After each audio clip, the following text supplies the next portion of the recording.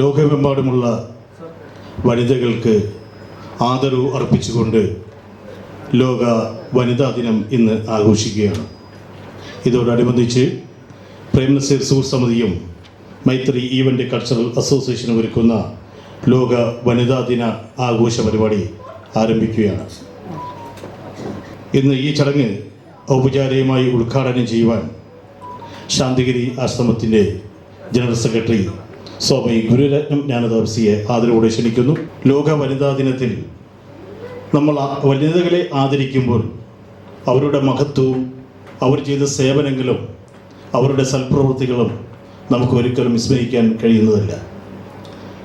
ഇന്നലെയും ഇന്നും നാളെയുമായി ഈ വരുന്ന ഒരാഴ്ചക്കാലമായി ഇന്ത്യയിലും ലോകമെമ്പാടും നമ്മൾ ലോക വനിതാ ദിനം ആഘോഷിക്കുകയാണ്. സ്ത്രീ സമൂഹത്തിനെ സംബന്ധിച്ച് പറയുകയാണെങ്കിൽ അവരിന്ന് ലോകത്തിൻ്റെ കരുത്താർന്ന ഒരു ശക്തിയായി മാറിയിരിക്കുകയാണ്. വികസനത്തിനായാലും വിദ്യാഭ്യാസത്തിനായാലും അതുപോലെ തന്നെ ആതുര സേവന രംഗത്തായാലും എഴുത്തിലായാലും രചനകളിലായാലും ഗാനങ്ങൾ എഴുതുന്നതിലായാലും ഏത് കാര്യം എടുത്താലും ഇന്ന് വനിതകളാണ് മുന്നിൽ നിൽക്കുന്നത്.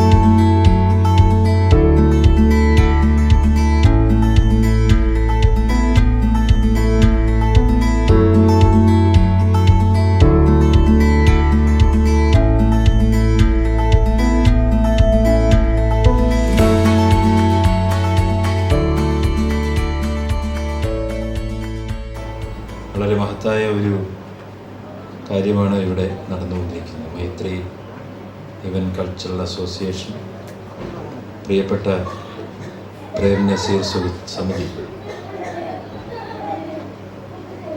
ലോക വനിതാ ദിനം ആചരിക്കുന്നു. ഒരു ദിവസം വനിതകൾക്ക് വേണ്ടി മാത്രമായി മാറ്റിവെക്കുവാൻ സാധിക്കുന്നു എന്ന് പറയുന്നത് വലിയ കാര്യമാണ്. അതൊരു ഓർമ്മപ്പെടുത്തലാണ്, പ്രതീകാത്മകമായ ഒരു ദിവസമാണ്. എല്ലാ ദിവസവും വനിതകളും കൂടി ചേർന്നാണ് ലോകത്ത് ജീവിക്കുന്നത്, ലോകത്ത് പ്രധാനപ്പെട്ട കാര്യങ്ങളൊക്കെ ഉണ്ടാകുന്നത്. പക്ഷേ എല്ലാ ദിനങ്ങളും പ്രത്യേകമായി അവതരിക്കപ്പെടുന്നത് ആ കാര്യത്തിൻ്റെ ഏറ്റവും വലിയ പ്രത്യേകത കൊണ്ടാണ്. സുദീർഘമായ ഒരു സംഭാഷണത്തിന് ഞാനിവിടെ മുതിരുന്നില്ല.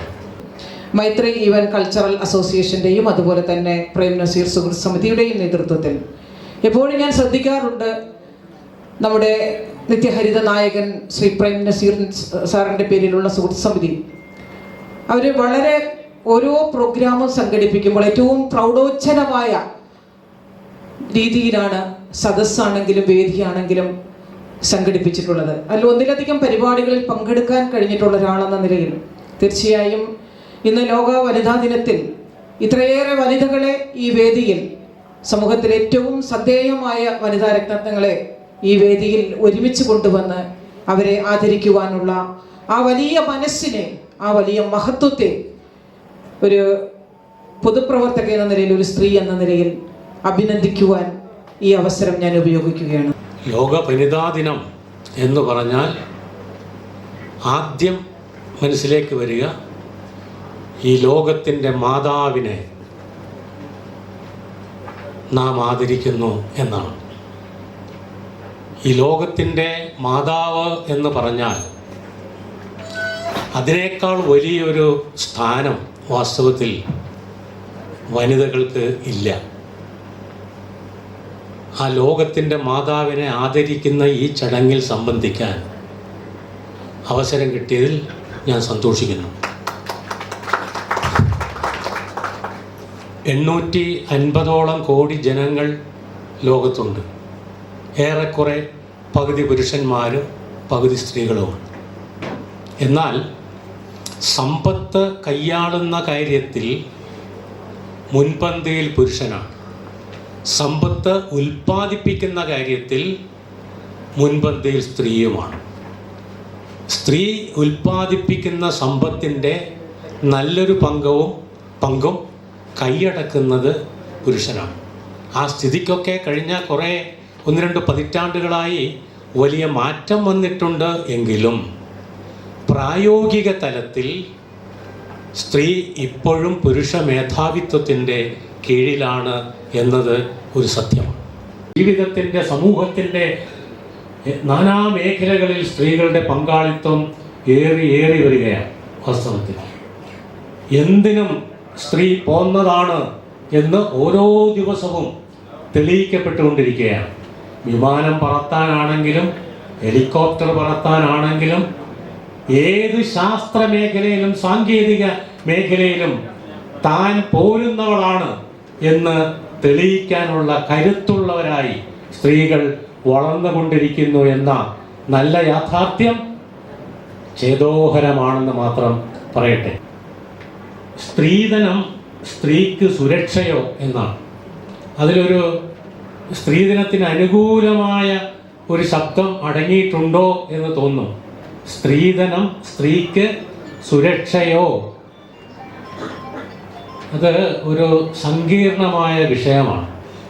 ഓരോ വർഷങ്ങൾ മുന്നോട്ട് പോകുന്തോറും പൊതുവെ സമൂഹത്തിൽ ഇറങ്ങുമ്പോൾ നമ്മുടെ ചെറുപ്പക്കാരൊക്കെ പുരോഗമനവാദികളാണ്, അവർ സ്ത്രീധനം വാങ്ങാത്തവരാണ് എന്ന് ചിന്തിക്കുമെങ്കിലും ഇപ്പോഴും പ്രശ്നങ്ങൾ ആവർത്തിക്കുന്നു എന്നുള്ളതാണ്. പ്രശ്നങ്ങൾ ആവർത്തിക്കുന്നു എന്ന് പറഞ്ഞാൽ വലിയ അപകട വാർത്തകൾ, ആത്മഹത്യകളും നമ്മൾ കേട്ടതുപോലെ സർപ്പത്തെ കൊണ്ട് കൊത്തിക്കുന്ന രീതിയിൽ അത്രയ്ക്ക് ഭീകരമായ രീതിയിലുള്ള കാര്യങ്ങളുമൊക്കെ കുടുംബങ്ങളിൽ അരങ്ങേറുമ്പോഴാണ് ഇതിൻ്റെ ഒരു ഭയാനകത നമുക്ക് ബോധ്യമാകുന്നത്. അതുകൊണ്ട് ആശയതലത്തിൽ ഇത് ചർച്ച ചെയ്യുക എന്ന് പറയുന്നത് വളരെ നല്ല കാര്യമാണ്. പക്ഷേ ആശയതലത്തിൽ ചർച്ച ചെയ്യുന്നതോടൊപ്പം തന്നെ ഇത് വളരെ ഭീകരമായിട്ട് സമൂഹത്തിൽ മാറുമ്പോൾ തീർച്ചയായിട്ടും ആ ഭീകരതയ്ക്ക് തടയിണയിടുന്നതിൽ സമൂഹത്തിലെ എല്ലാ മേഖലയിൽപ്പെട്ട ആളുകളും ഒരുമിച്ച് പ്രവർത്തിക്കേണ്ടുന്ന ഒരു വല്ലാത്ത അവസ്ഥയിലൂടെയാണ് മുന്നോട്ട് പോകുന്നത് എന്നുള്ളതാണ്. എനിക്ക് തോന്നുന്നത് സ്ത്രീധന നിരോധന നിയമം ഇന്ത്യൻ പാർലമെന്റ് സംയുക്ത സമ്മേളനം കൂടി പാസാക്കിയ ആദ്യത്തെ നിയമം എന്നാണ് വിചാരിക്കുന്നത്. അപ്പോൾ ബൈബിളിലൊരു പശ്ചാത്തലം പറയാം. അദ്ദേഹം ക്രിസ്തീയ പശ്ചാത്തലത്തിൽ നിന്നാണല്ലോ സംസാരിച്ചത്. അതുകൊണ്ട് തന്നെ ആ ഒരു വിഷയത്തിൽ പറയാൻ ആഗ്രഹിക്കുകയാണ്. അതിൽ ഉൽപ്പത്തി പുസ്തകത്തിൽ പറയുന്നത്, ദൈവം എല്ലാ ചരാചരങ്ങളെയും 6 ദിവസം കൊണ്ട് സൃഷ്ടിച്ചു. സകല സൃഷ്ടി ജീവജാലങ്ങളെയും ദൈവം നോക്കി നല്ലത് എന്ന് കണ്ടു എന്നാണ്. എന്നാൽ ആദ്യമായിട്ട് ദൈവം നോക്കിയിട്ട് നല്ലതല്ല എന്ന് കണ്ട ഒരു കാര്യമുണ്ട്. അത് മനുഷ്യൻ ഏകനായിരിക്കുന്നത് നന്നല്ല എന്നുള്ളതാണ്. മനുഷ്യൻ ഏകനായിരിക്കുന്നത് നല്ലതല്ല എന്ന് കണ്ടിട്ടാണ് അവന് തുണയായും ഇണയായും ദൈവം സ്ത്രീയെ സൃഷ്ടിച്ചത്. ഇവിടെ ഷാഹിദ കമാൽ മാഡം പറഞ്ഞു, ഒരു പക്ഷിയുടെ 2 ചിറകുകൾ പോലെ ആണ് സ്ത്രീയും പുരുഷനും. വളരെ യാഥാർത്ഥ്യമായ ഒരു സംഭവമാണ്. 2 ചിറകുകളും ഒന്നുപോലെ ചലിപ്പിച്ചെങ്കിൽ മാത്രമേ ആ പക്ഷിക്ക് ലക്ഷ്യസ്ഥാനത്തേക്ക് എത്തുന്നതിന് സാധിക്കുകയുള്ളൂ. അങ്ങനെ ദൈവം നല്ലതാകാൻ വേണ്ടിയിട്ട് പുരുഷന് വേണ്ടി സ്ത്രീയെ സൃഷ്ടിച്ചു. അതുകൊണ്ട് തന്നെ ബൈബിളിൽ പറയുന്നുണ്ട്, കുടുംബം ദൈവത്താൽ സ്ഥാപിതമായ ഒരു ജീവിതാവസ്ഥയാണ് എന്ന്. ആ കുടുംബത്തിൽ സ്ത്രീയും പുരുഷനും തുല്യമായ പരിഗണനകളും പ്രാധാന്യവും പരസ്പരം ബഹുമാനവും അംഗീകാരവും അങ്ങോട്ടും ഇങ്ങോട്ടും നൽകി മുന്നോട്ട് പോകുമ്പോഴാണ് ആ കുടുംബ ജീവിതം അർത്ഥപൂർണമാകുന്നത്. അതിന് ഒരു സന്തോഷവും സമാധാനവും സ്നേഹവും ഒക്കെ ഉണ്ടാകുന്നത്. എന്നാൽ നിർഭാഗ്യവശാൽ പല കാരണങ്ങൾ കൊണ്ട് കുടുംബജീവിതങ്ങളിൽ വിള്ളൽ വീഴുന്നു. അതിൽ പ്രധാനമായിട്ടുള്ള ഒരു ഘടകം സ്ത്രീധനം എന്നുള്ള ഒരു വിഷയം ആയിട്ടുണ്ട് ചിലപ്പോഴെങ്കിലും. അപ്പോൾ ഈ സ്ത്രീധനം സ്ത്രീയോടുള്ള അനീതിയോ എന്ന് ചോദിച്ചുകൊണ്ട് ഒരു സെമിനാർ അടുത്ത സമയത്ത് സംഘടിപ്പിക്കപ്പെട്ടതിൽ പങ്കെടുക്കാൻ അവസരം ലഭിച്ചിരുന്നു.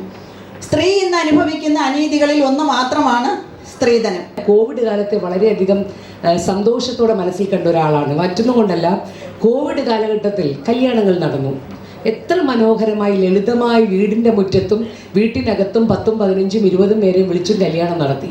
ഒരു ആഡംബരവും നടത്തില്ല. പക്ഷെ ഇന്നിപ്പോൾ കല്യാണം എന്ന് പറയുന്നത് ഒരു മനുഷ്യൻ്റെ എല്ലാ പോക്കറ്റുകളും വലിച്ചു കീറി കാണുന്ന ലോണെല്ലാം എടുത്ത് ഇല്ലാത്ത ആഡംബരം കാണിക്കാനുള്ള വേദിയായി മാറുന്നു എന്നുള്ളത് സ്ത്രീധനത്തിൻ്റെ മറ്റൊരു സമയത്ത്. ഫ്രണ്ടിലൊരു കാറ് കൊണ്ടിട്ടില്ലെങ്കിൽ ഒരു പടുവയുടെ പടമുള്ള ഒരു കാറോ അതല്ലെങ്കിൽ BMW എന്ന് എഴുതിയ ഒരു കാറോ അങ്ങനെ ഏതെങ്കിലും ഒരു ഏറ്റവും വിലയുള്ള ഒരു കാറും കൂടെ പ്രദർശിപ്പിച്ചാൽ ആ ആഡംബരം ഇങ്ങനെ വലുതാകുന്നു എന്നതിൻ്റെ അടിസ്ഥാനത്തിൽ ഈ പറയുന്ന കല്യാണ മാമാങ്കവും കൂടുന്ന അനുസരിച്ച് പെൺകുട്ടികൾക്ക് കൊടുക്കേണ്ടതിൻ്റെ ഭാരവും കൂടുന്നു എന്നുള്ള യാഥാർത്ഥ്യമാണ്. അതുകൊണ്ട് വിവാഹം എന്ന് പറയുന്നത് രണ്ട് വ്യക്തികൾ തമ്മിൽ പരസ്പരം ഒത്തൊരുമിച്ച് പോകാൻ പറ്റുന്ന ഒരു സംവിധാനമായി മാറണം. നമ്മൾ ഇപ്പോഴും പറഞ്ഞുകൊണ്ടിരിക്കും കല്യാണത്തിന് ഇപ്പം പുതിയ പുതിയ ചടങ്ങുകളാണ്. ഇപ്പം ഞാൻ കഴിഞ്ഞ ദിവസം നമ്മളിപ്പോൾ പോകുമ്പം എന്തുകൊണ്ട് മഞ്ഞ സാരിയും ധരിച്ച് എല്ലാവരും വരണം. പുതിയ എന്തോ മെഹന്തിയോ ഹൽദി ഹൽദി അത് കഴിഞ്ഞ് വേറെയും ഉണ്ട്, വേറെ ഗുലാബി എന്നാണ് പറയുന്നത് കേട്ടോ, വേറെ ഒരു ചടങ്ങ്. ഓരോ ദിവസവും എന്തൊക്കെ തരത്തിലാണ് വിവാഹത്തിൻ്റെ ചടങ്ങുകളെ മോടി കൂട്ടുവാൻ വേണ്ടി കാണിക്കുന്ന, പണം ചെലവഴിക്കാൻ വേണ്ടി കാണിക്കുന്ന സംവിധാനങ്ങൾ. അപ്പം ഇതൊക്കെ നാട്ടിൽ ഇല്ലാതായാലേ പറ്റൂ. ഈ സമ്പ്രദായമേ ഇല്ലാതാവണം. സ്ത്രീധനം സ്ത്രീയെ സംരക്ഷിക്കാൻ വേണ്ടി ആ കാലഘട്ടങ്ങളിൽ അവളുടെ വീട്ടിൽ അല്ലെങ്കിൽ അവളെ വീട്ടിൽ നിന്ന് വിവാഹം കഴിച്ചയക്കുമ്പോൾ മറ്റാരും ആശ്രയമില്ലാതിരുന്ന സമയത്ത്, വിദ്യ അല്ലെങ്കിൽ അഭ്യസിക്കാതിരുന്ന കാലഘട്ടത്തിൽ വീട്ടിൽ നിന്ന് അവളുടെ ഭർത്താവിൻ്റെ വീട്ടിൽ പോകുമ്പോൾ അവളുടെ സുരക്ഷിതത്തിന് വേണ്ടി അന്ന് ഉണ്ടാക്കിയ ഒരു സംവിധാനം മാത്രമാണ് സ്ത്രീയെ രക്ഷിക്കാൻ. പക്ഷെ ഇന്നിപ്പം അത് സ്ത്രീയെ വാങ്ങിച്ചുകൊണ്ട് പോകാൻ പറ്റുന്ന സംവിധാനമായി മാറിയത് കൊണ്ടാണ് അത്തരത്തിലൊരു മാറ്റമൊക്കെ ഉണ്ടാവുന്ന ഒരു കാലഘട്ടത്തിൽ ഇതുപോലെ സംവിധാനങ്ങൾ മാറി വരുമെന്ന് പ്രതീക്ഷിച്ചുകൊണ്ട് നമുക്ക് ഈ വനിതാ ദിനങ്ങൾ ആഘോഷിക്കാം. അതല്ലാതെ പ്രതീക്ഷയിലാണ് നിൽക്കുന്നത്. പുരുഷൻ്റെ മനസ്സ് മാറണം, സമൂഹത്തിൻ്റെ മനസ്സ് മാറണം, നമ്മളോടൊപ്പം സഞ്ചരിക്കുന്ന സ്ത്രീ സമൂഹത്തിൻ്റെ മനസ്സ് മാറണം. നമ്മൾ വീട്ടിൽ എന്തെങ്കിലും കുറച്ചാൽ അത് അവളുടെ സമാധാനം അല്ലെങ്കിൽ അവളുടെ പ്രശ്നം കൊണ്ടാണ്, അവൾ ആ പോകുന്ന ജോലിയുടെ ഭാരം കൊണ്ടാണെന്ന് ഉൾക്കൊള്ളാൻ കൂടുള്ള അമ്മയും സഹോദരിയും നാത്തൂനും അമ്മായിയമ്മയും എല്ലാം ആ മനസ്സിലേക്ക് വന്നെങ്കിൽ മാത്രമേ നമ്മുടെ സ്ത്രീ സമൂഹത്തിനും ആ മാറ്റം ഉണ്ടാവൂ. ഇവിടെ പ്രിയപ്പെട്ട അഡ്വക്കേറ്റ് രാഖി രവികുമാർ പറഞ്ഞതുപോലെ ഇതൊരു ദിനത്തിൻ്റെ ആഘോഷങ്ങളിൽ ഒതുങ്ങേണ്ടത് അല്ല എന്നുള്ളതാണ് നേര്.